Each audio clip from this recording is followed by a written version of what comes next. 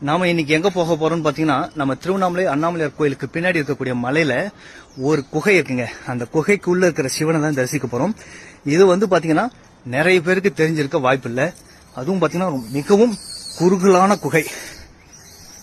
இப்ப நம்ம அதுக்குள்ளதான் போயிட்டு இருக்கோம்.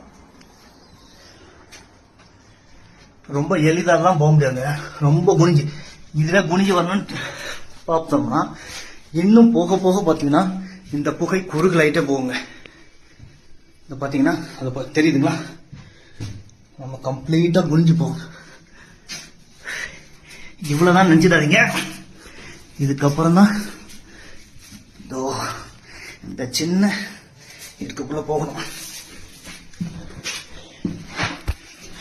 போனோம்னா இங்க நம்ம சிவனை தரிசிக்கலாம்.